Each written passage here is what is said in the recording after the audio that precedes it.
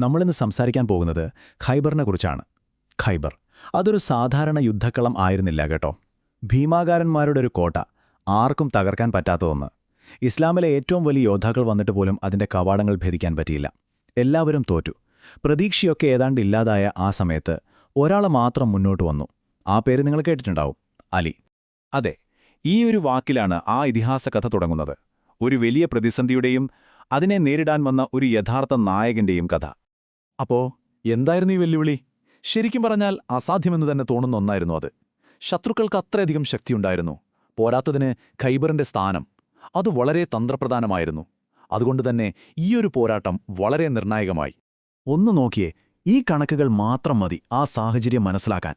മുസ്ലിം സൈന്യത്തിൽ ആകെ 1400 പേർ, മറുഭാഗത്ത് ഖൈബർ സഖ്യത്തിൽ ഏകദേശം 14,000 പോരാളികൾ, അതായത് 10 ഇരട്ടി ശക്തി. നമ്മൾ പറയുന്ന ആ ദാവീദും ഗോലിയാത്തും കഥയില്ലേ, അതിന്റെ ഒരു നേർക്കാഴ്ചയായിരുന്നു ഇത്. അപ്പോൾ എന്താണ് ഈ ഖൈബർ? ഭീമാകാരമായ മതിലുകളുള്ള, ആവശ്യത്തിലധികം ആയുധങ്ങളും ഭക്ഷണവും സംഭരിച്ചുവെച്ച, പേരുകേട്ട ഇതിഹാസ യോദ്ധാക്കൾ കാവൽ നിൽക്കുന്ന ഒരു ഭീമൻ കോട്ട. അതായത് ശാരീരികമായി മാത്രമല്ല, മാനസികമായും ശത്രുക്കളെ തളർത്താൻ കെൽപ്പുള്ള ഒന്ന്, ആർക്കും തകർക്കാൻ പറ്റില്ല എന്ന് തോന്നിപ്പിക്കുന്ന ഒരു ശക്തി കേന്ദ്രം. പക്ഷേ ഈ യുദ്ധം തുടങ്ങുന്നതിന് മുൻപ് പ്രവാചകൻ മുഹമ്മദ് തന്റെ സൈന്യത്തിന് കുറച്ച് കർശനമായ നിയമങ്ങൾ നൽകിയിരുന്നു. രാത്രിയിൽ ആക്രമിക്കരുത്, സ്ത്രീകളെയോ കുട്ടികളെയോ പ്രായമായവരെയോ കൊള്ളരുത്, മരങ്ങൾ മുറിക്കുകയോ വിളകൾ നശിപ്പിക്കുകയോ അരുത്, ഒരു വീട് പോലും തകർക്കരുത്, ആരാധനാലയങ്ങളിൽ അഭയം തേടിയവരെ ഒന്നും ചെയ്യരുത്. നോക്കൂ, യുദ്ധത്തിന് നടുവിൽ പോലും പുലർത്തേണ്ട ഒരു ധാർമ്മികതയുണ്ട്. ഇത് ഇരുപക്ഷവും തമ്മിലുള്ള ഒരു വലിയ വ്യത്യാസം കൂടിയായിരുന്നു. ആഴ്ചകൾ കടന്നുപോയി, പക്ഷെ ഒരു മാറ്റവുമില്ല. എല്ലാ ആക്രമണങ്ങളും പരാജയപ്പെട്ടു. ഓരോ ദിവസവും പരാജയത്തിൽ അവസാനിക്കുമ്പോൾ സൈന്യത്തിന്റെ മനോവീര്യം പതിയെ ഇല്ലാതായി തുടങ്ങി. എല്ലാവരിലും ഒരുതരം നിരാശയും ക്ഷീണവും പടർന്നു പിടിക്കുന്ന അവസ്ഥ. എല്ലാം അവസാനിച്ചു എന്നെല്ലാവരും കരുതിയൊരു നിമിഷം.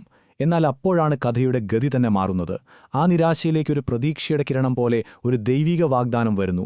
അതോടെ എല്ലാം മാറിമറിഞ്ഞു. പ്രവാചകൻ തന്റെ സൈന്യത്തോട് പറഞ്ഞു, നാളെ ഞാൻ ഈ പതാക അങ്ങനെ ഒരാൾക്ക് നൽകും. അയാൾ അല്ലാഹുവിനെയും അവന്റെ ദൂതനെയും സ്നേഹിക്കുന്നു. അല്ലാഹുവും അവന്റെ ദൂതനും അയാളെയും സ്നേഹിക്കുന്നു. അയാൾ ഖൈബർ കീഴടക്കും. ഈ വാക്കുകൾ ഒരു ഇടിമിന്നൽ പോലെയായിരുന്നു. അതുവരെ പരാജയഭീതിയിലായിരുന്ന ആ സൈന്യത്തിന് പുതിയൊരാവേശവും ഊർജവും കിട്ടി. അവരുടെ ചിന്താഗതി തന്നെ അതോടെ മാറി. ഒന്ന് ആലോചിച്ചു നോക്കൂ, ആ രാത്രി മുഴുവൻ ആ സൈനികർ എന്തായിരിക്കും ചിന്തിച്ചിട്ടുണ്ടാവുക? ആരായിരിക്കും ആ ഭാഗ്യവാൻ? ഖൈബർ കീഴടക്കാൻ തിരഞ്ഞെടുക്കപ്പെടുന്ന ആ യോദ്ധാവാരായിരിക്കും? എല്ലാവരും ആകാംക്ഷയോടെ കാത്തിരുന്നു. ഒടുവിൽ ആ പ്രഖ്യാപനം വന്നു. തിരഞ്ഞെടുക്കപ്പെട്ട യോദ്ധാവ് അലിയായിരുന്നു. പക്ഷേ അവിടെ ഒരു വലിയ പ്രശ്നമുണ്ടായിരുന്നു. അലിയുടെ കണ്ണുകൾക്ക് അസുഖം ബാധിച്ച് വീങ്ങിയിരിക്കുകയായിരുന്നു. അദ്ദേഹത്തിന് ശരിക്ക് കാണാൻ പോലും കഴിയുമായിരുന്നില്ല. ഇത് കേട്ടപ്പോൾ എല്ലാവരും ഞെട്ടി. കാഴ്ചയില്ലാത്ത ഒരാൾ എങ്ങനെയാണൊരു കോട്ട കീഴടക്കുക? ആ പ്രവചനം അസാധ്യമാണെന്ന് പോലും പലർക്കും തോന്നി തുടങ്ങി. ഇവിടെയാണ് കഥയുടെ ഏറ്റവും നിർണായകമായ ഭാഗം ആരംഭിക്കുന്നത്. കവാടത്തിലെ ആ സിംഹത്തിന്റെ കഥ. അലിയുടെ അത്ഭുതകരമായ തയ്യാറെടുപ്പുകളും അദ്ദേഹത്തിന്റെ വീരകൃത്യങ്ങളുമാണ് ഇനി നമ്മൾ കാണാൻ പോകുന്നത്. പ്രവാചകൻ അലിയുടെ കണ്ണുകളിൽ സ്പർശിച്ചു. ആ ഒരൊറ്റ സ്പർശനത്തിൽ തൽക്ഷണം ആ അസുഖം മാറി, കണ്ണുകൾ സുഖപ്പെട്ടു. അതൊരത്ഭുതം തന്നെയായിരുന്നു അല്ലേ? വരാനിരിക്കുന്ന ആ വലിയ പോരാട്ടത്തിന് അദ്ദേഹത്തെ ഒരുക്കിയ ഒരു ദൈവികമായ അനുഗ്രഹം. അങ്ങനെ അലി യുദ്ധക്കളത്തിലേക്ക്. അവിടെ അദ്ദേഹത്തെ കാത്തിരുന്നത് ഖൈബറിലെ ഏറ്റവും വലിയ യോദ്ധാവ് മർഹബ് എന്ന ഭീമാകാരനായിരുന്നു. അയാൾ സ്വയം പുകഴ്ത്തിക്കൊണ്ട് ഇങ്ങനെയാണ് വെല്ലുവിളിച്ചത്: ഞാൻ മർഹബാണെന്ന് ഖൈബറിന് മുഴുവൻ അറിയാം. യുദ്ധമാളിക്കത്തുമ്പോൾ, വീരന്മാർ ഓരോരുത്തരായി വീഴുമ്പോൾ ഞാനൊരു സിംഹത്തെപ്പോലെ തലയുയർത്തി നിൽക്കും. എന്നാൽ അലിയുടെ മറുപടി അതിലും ശക്തമായിരുന്നു. അദ്ദേഹം പറഞ്ഞു, എന്റെ അമ്മ എനിക്ക് നൽകിയ പേര് ഹൈദർ എന്നാണ്, അതായത് കാട്ടിലെ സിംഹം, ഉഗ്രനും അഭിമാനിയുമായ സിംഹം. നിന്റെ ഈ വീമ്പിളക്കൽ ഞാൻ നിലംപരിശാക്കും. കണ്ടില്ലേ, വാക്കുകൾക്ക് പോലും വാളിന്റെ മൂർച്ച.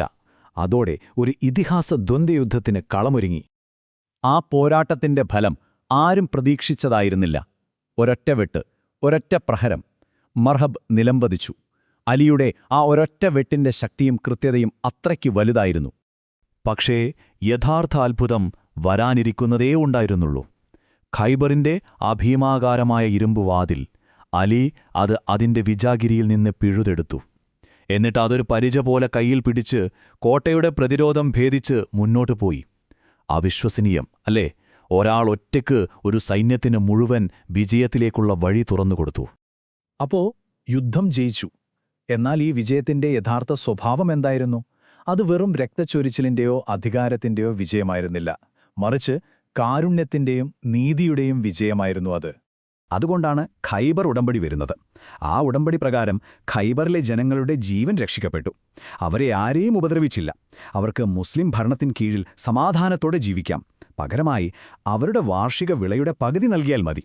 കണ്ടില്ലേ, ഒരു സൈനിക വിജയം എങ്ങനെയാണ് നീതിയിലും സമാധാനത്തിലും അധിഷ്ഠിതമായ ഒരു സാമൂഹിക ക്രമത്തിന് വഴിയൊരുക്കിയതെന്ന്. ഈ നീതി എത്രത്തോളം ശക്തമായിരുന്നു എന്നറിയാൻ ഒരു സംഭവം പറയാം.